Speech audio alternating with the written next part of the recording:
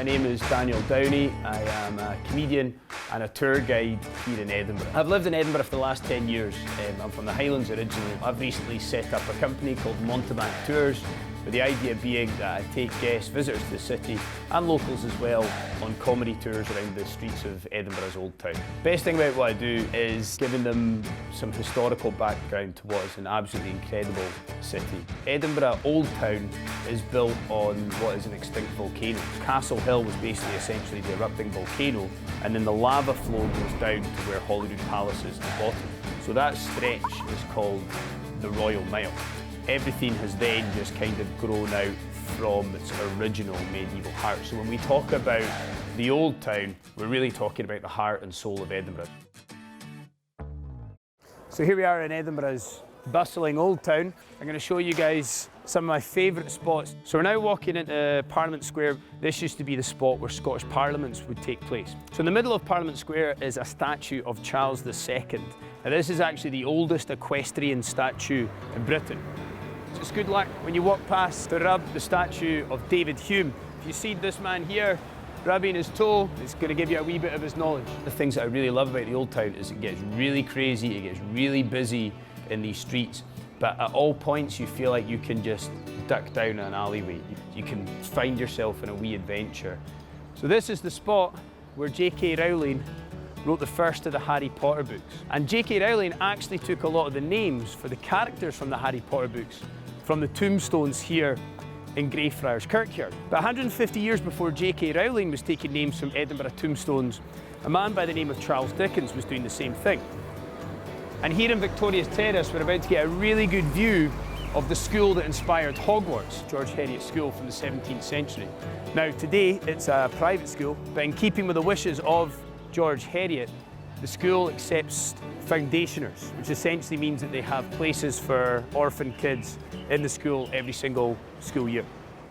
We're about to go into St Giles Cathedral, very, very historic church here in Edinburgh. There's been a church at this spot in Edinburgh since around the 12th century, and one of Edinburgh's best kept secrets is the view from the top of the steeple, which we're going to check out. First mention of it is in the 12th century, so it's one of Edinburgh's oldest buildings. And St Giles himself is the patron saint of the wounded. We can see right out to St Mary's Cathedral. Obviously incredible view of the castle. And of course, the famous Arthur's Seat. One of the things I would definitely recommend if you're visiting Old Town Edinburgh is to find a vantage point. Try and get up high like this. Let's have a little look at some of the workings of the bell tower in St Giles. Well, that'll be 2:15 then. When you think Scotland, you think bagpipes. So I'm here at Kilberry Bagpipes, an independent bagpipe makers here in Edinburgh. I'm intrigued to see how I'm going to get on, so here we go. So the basic setup of the Highland bagpipes. So you have your 3 drones and then the chanter here. So the chanter produces the tune and the drones produce the harmonics. And then obviously this is all connected by the bag. Yay! Well done. Right, now my turn. Let's go, right.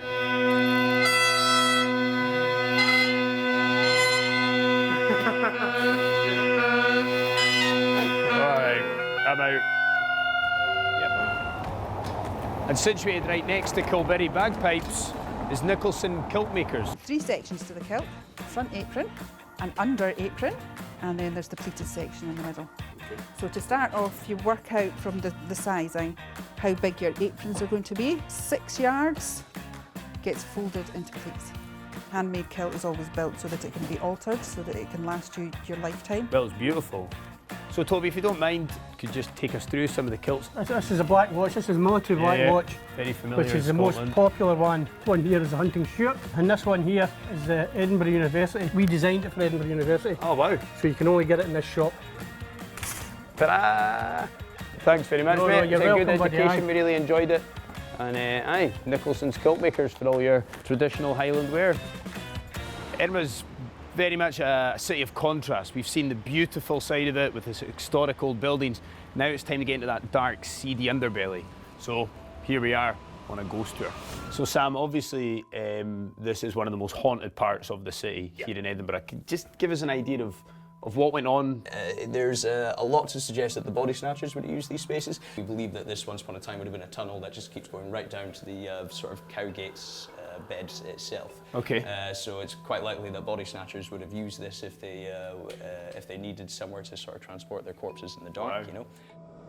This is considered the most haunted room. Weirdest thing that ever happened in this room was there was a lassie about 10 years ago, and she's just stood in that corner listening away, and then she just starts to kind of freak out, and then she just goes running out of nowhere, like screaming. The guide caught up with her. He found her sort of huddled in a corner, and it turns out she'd just been listening to the guide, and then she suddenly feels this breathing on the side of her face. And suddenly this thing starts speaking to her, and it just in a very quiet voice just starts saying, "Get out, get out."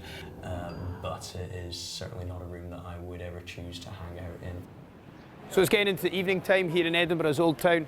We're about to go into the Witchery, which is one of the most iconic restaurants here in Edinburgh's Old Town, situated right in the shadow of Edinburgh Castle. Walking into the Witchery, you get a feeling that it's a proper occasion. It's a special night out. It's not just a run-of-the-mill meal. You know that you're engaging in something quite unique and quite special. So the Witchery's decor is very much in keeping with the history of Edinburgh's Old Town. So when you look around, you get a sense of the history, the connection with the castle, obviously being right underneath the castle. I've actually ordered their seafood platter. It's a bit of a speciality here. I think I'm going to be a busy boy here. It looks absolutely incredible. Thank you so much.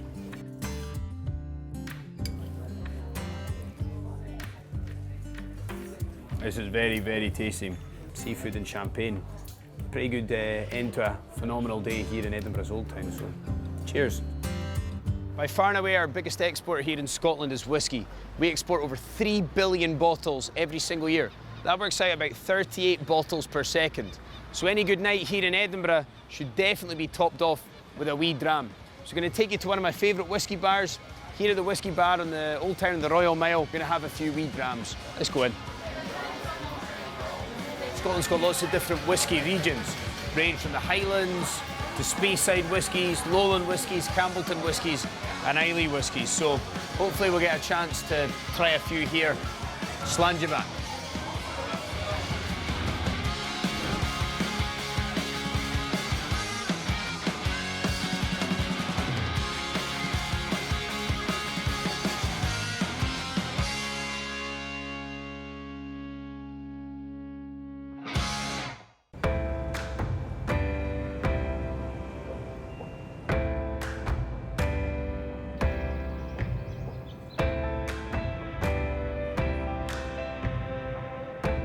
Hi, my name is Alice and I run Edinburgh-based fashion lifestyle blog 20 Something City. So 20 Something City is aimed at ambitious young people living in cities. It's a mixture of style, career advice and what's on, basically for people who work hard and want to play hard too. Edinburgh just has so much going for it. You've got the culture, you've got the history, but there's a lot going on for young people as well. It is just the most beautiful city. I think the architecture is second to none. So Edinburgh is in what's known as the central belt of Scotland. That runs between Glasgow and Edinburgh. It's fairly low down in Scotland. A lot of people consider Edinburgh as being the north, but I'm from the real north and Edinburgh is actually quite south of Scotland. To me, the real side of Edinburgh is great people, amazing food, and it's just a very beautiful and sophisticated city.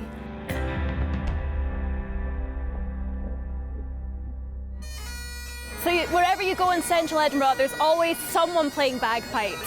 And if you've never heard bagpipes before, that's what they sound like. So this here is the Royal Mile, arguably one of Edinburgh's most famous streets, and it is full of tourists, especially in August for the Edinburgh Fringe. And while this area is really old, we've got the castle up here and Holyridge Palace down there.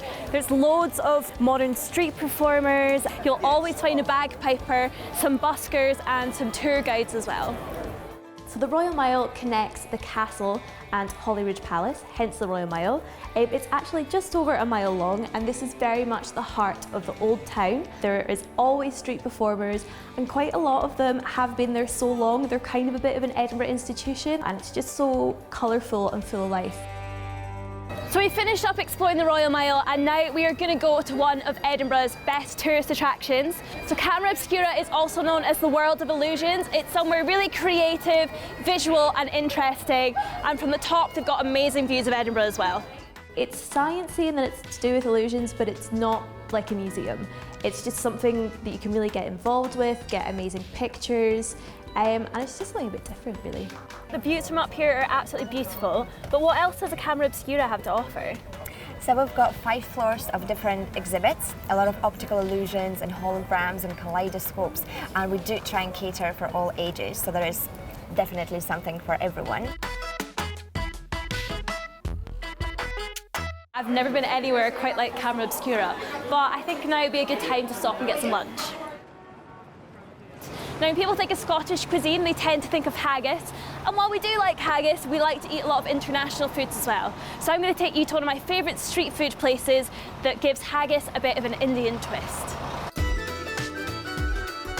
Now, the pakora bar is one of my favourite places to come and get a quick bite. It's not as famous as it should be, but there's a really nice atmosphere and everything is so fresh. Could I please get a mixed box, but could I get some haggis pakora in there, please? At the pakora bar, they do haggis pakora, which is obviously bringing the two cuisines together. It's made from lamb and beef and oats and onion and spices. It's really, really good. That is so good. Like, the haggis is kind of spicy as it is anyway, but the pakora batter is just so flavourful and spicy. It's really delicious. And now we're going to go and burn off some of those calories doing some ceilidh dancing in Princes Street Gardens. We're in Princes Street Gardens, arguably one of the most central parts of Edinburgh, and on a sunny day like today, it is full of both tourists and locals trying to get some sun. Now, I'm about to meet some people who are going to show me some traditional Scottish ceilidh dancing. So for people that maybe aren't familiar with a ceilidh, what is it exactly? The ceilidh is basically just a kind of dance party, dance-based party, where there's maybe a set of maybe a dozen or so dances are done throughout the evening.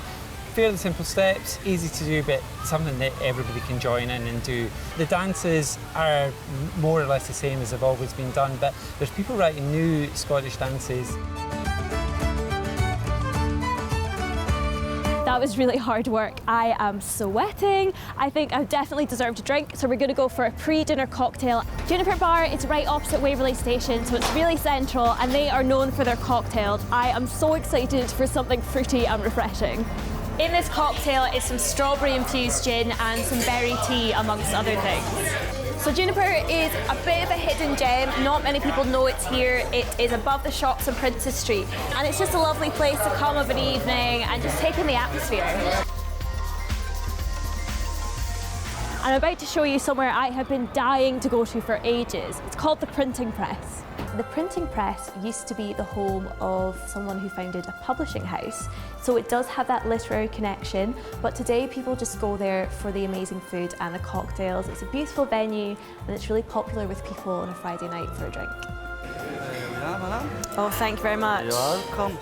So the Printing Press is in such a nice building. It's kind of an example of a lot of Edinburgh in that it's a really old, ornate, stylish building, but it's been given a bit of a modern twist.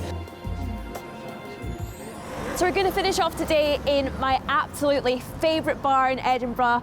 It's pretty discreet. If you didn't know it's there, you'd easily walk past it, but the atmosphere in here is amazing, and they do the best cocktails and alcoholic ice cream as well. So we're going to go to this bar called Hoot the Redeemer.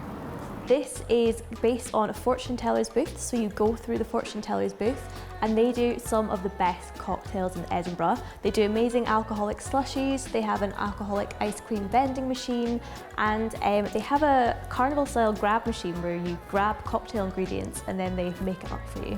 I have a raspberry and a lychee. So, do you know how the game works, or do you want me to go and do it? Could you mix me something with a gin base, Yeah, of course. Are you allergic to anything, first of all? No. Cool. And would you like your drink longer or shorter? I think I'll have a long drink, something refreshing, please. Yeah, cool, no worries. It's been an amazing day exploring central Edinburgh, and I can't think of a better way to finish it than with a custom-made cocktail from my favourite bar. Cheers.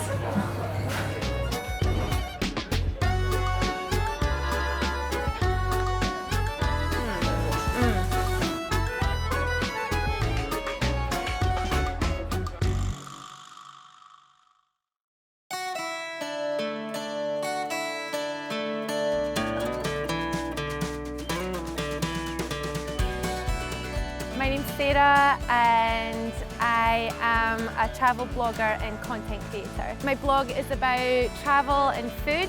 I've lived in Edinburgh for over 10 years now, so quite a long time. My favourite thing about Edinburgh is just how friendly everybody is. We're also known for our whisky and also for Arthur's Seat, which is one of our main kind of climb spots in the city. It's actually an old volcano. So we're on the southeast coast of Scotland, not too far from England. St Andrews is actually just up the coast from Edinburgh. It's a lot closer than people think, about an hour, hour and a half's drive. Scotland's such a teeny tiny place, but it has so much character to it. So we've come up to St Andrews. We thought we'd kick off the day with a little bit of wild swimming. Possibly a little bit cold this morning, but we're up for it. Let's go. Scotland has some of the most beautiful beaches in the world. The one we're on right now is a blue flag beach. Wild swimming is certainly a way to wake you up in the morning and kind of G you up for the rest of the day.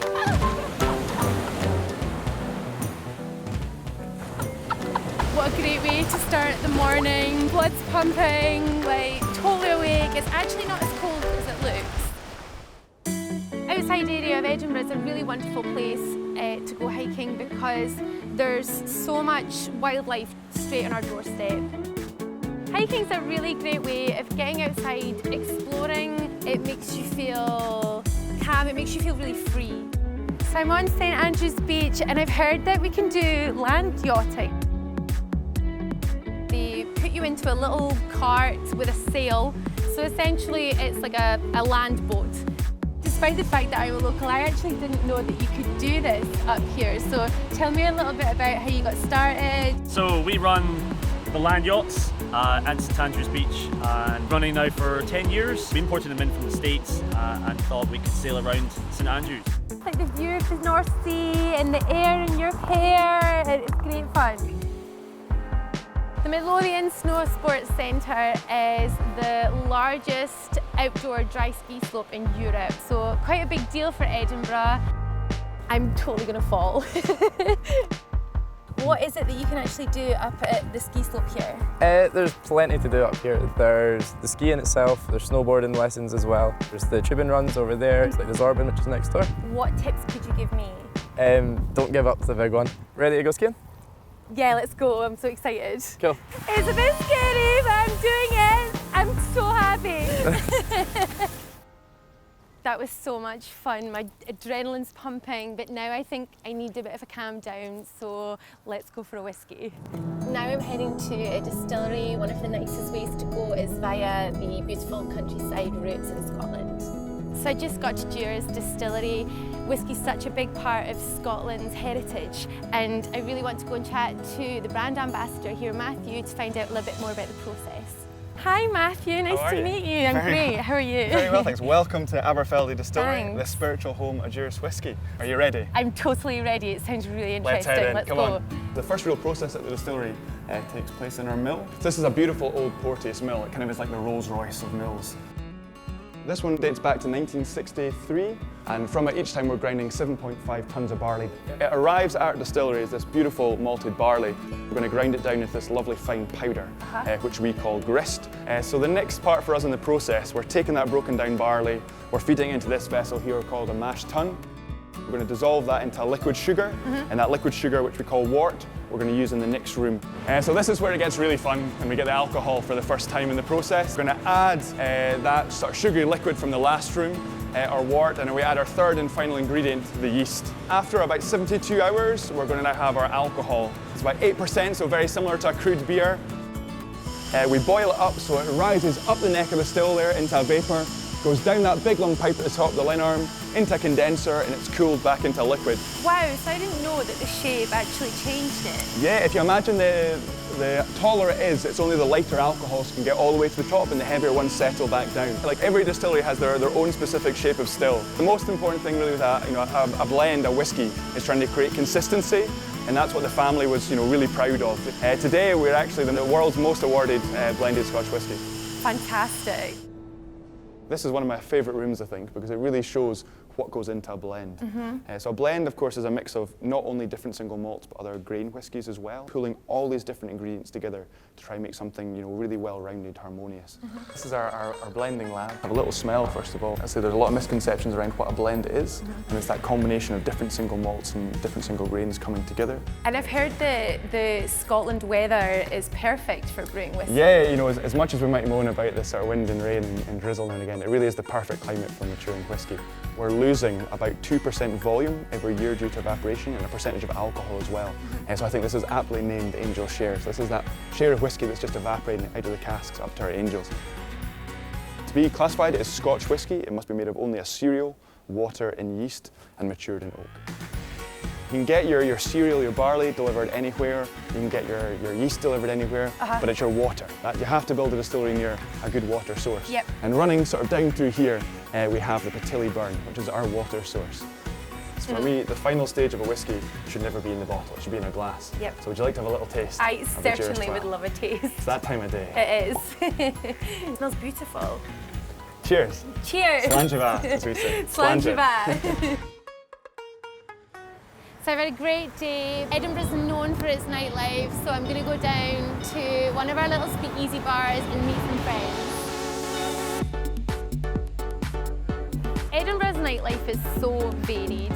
Newtown's very glam. The Old Town has a real fun, relaxed kind of feel to it. So there's so much variety in Edinburgh that there's always something for everybody.